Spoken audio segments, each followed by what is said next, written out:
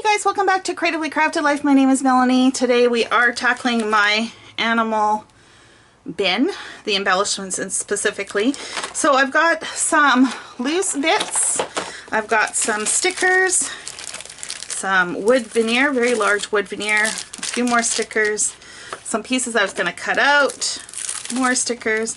These are also stickers, which I'm probably just going to leave as is because it is a full sheet at this point. So we're just going to add that to the bottom.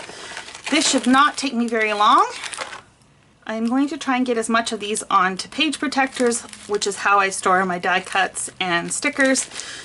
I already know for sure that these will not go in there, so we'll leave those in here. Those are Studio Calico wood veneer. It's really cool. It's like a whole long panel.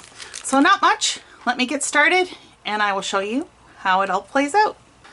Okay, so I only ended up with 2 pages of stickers and embellishments, actually not even 2 full double-sided. I basically transferred everything over except for those items I left in the box at the beginning. And I use butterflies quite a bit, and so I think what I'm going to do is just add this to one of my general binders, like that themed one that I showed you the other day. I don't think I want to put them in here.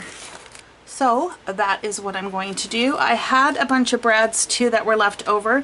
These are not necessarily animal themed brads, so these are just going to go on my regular brad board and not keep them in here. So I think that is it for this category. I am feeling like I'm finally making progress. Oh boy, my craft space is a disaster, that's for sure.